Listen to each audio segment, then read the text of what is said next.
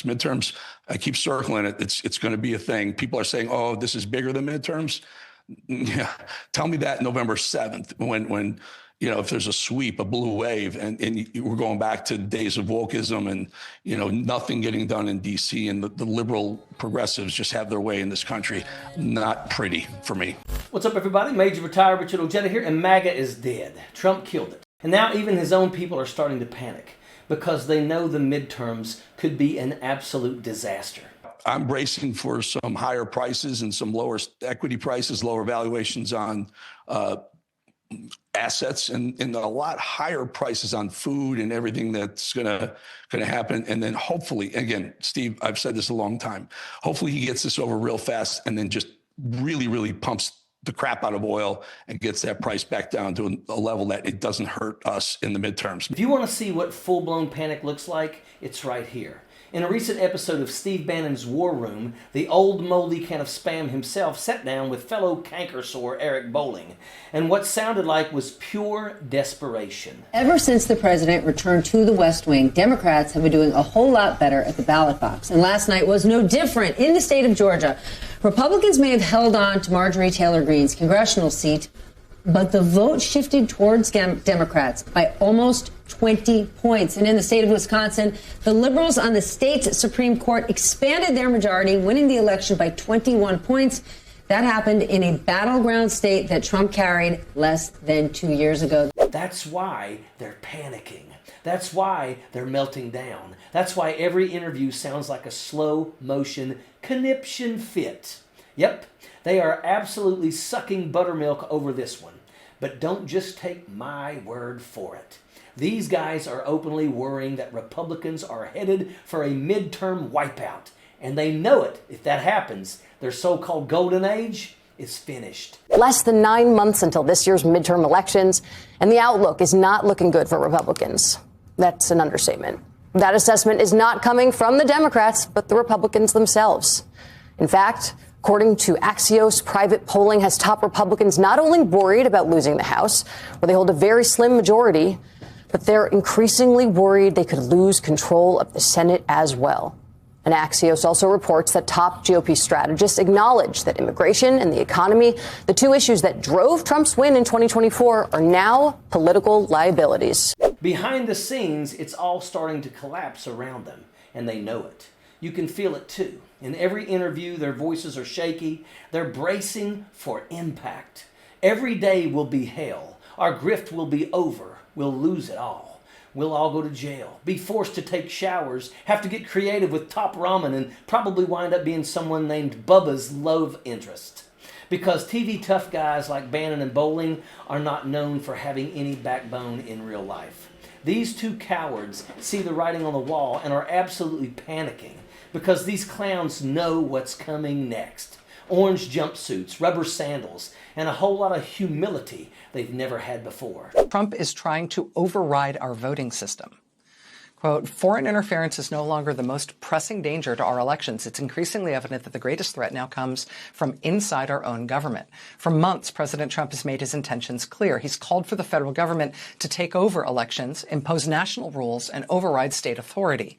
Now we're beginning to see how he may plan to do this.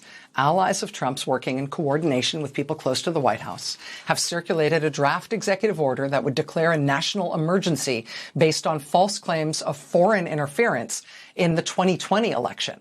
That declaration would be used to unlock sweeping presidential powers over how Americans vote. These policies are so unpopular that this crowd may try to do anything, including intervening in our election with federal forces, troops at the ballot, or disinformation that could actually be catastrophic. Because if we get off the notion of a free and fair election, I don't know how we ever return to that. So what do? They start laying the groundwork. They start priming their audience, telling them a Democratic win means chaos, persecution, jail, the return of wokeism, all of it. Because deep down, they know something very real is on the table, accountability. And instead of accepting they're the cause of their own problems, what you get is a meltdown that the numbers aren't there, panic that the narrative is collapsing, paranoia that they can't win voters anymore.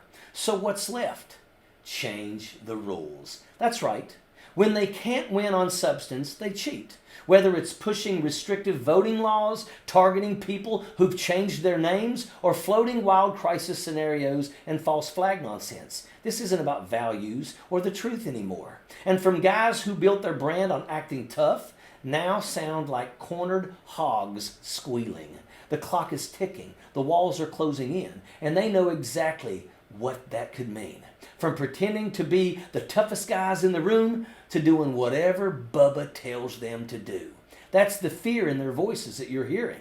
That's the sound of their buttholes puckering. Rachel Maddow connected the dots as a bombshell warning from Senator Mark Warner sends shockwaves through Washington. This isn't about foreign interference anymore. The threat is coming from inside our own government. According to Warner, Trump allies are floating a plan to declare a fake national emergency, using debunked election claims as cover to seize control of how Americans vote. The proposal could wipe out mail-in voting, force mass re-registration, require proof of citizenship, and shove federal agencies directly into the election process, all while overriding the constitutional power of the states. And here's the kicker. Warner says there's no real emergency at all. The goal is to manufacture chaos, create an illusion of crisis, and use it as a pretext to take control of the system itself. What makes this even more dangerous is the kind of people driving it. These are folks who will never, ever admit that they were wrong. Not once, not even when the evidence is right in front of their face. They double down, they get louder, they get more extreme, because admitting they were wrong would mean admitting they've been played this entire time. And that's something that their egos just can't handle. And the craziest part, these are the loudest voices in the room.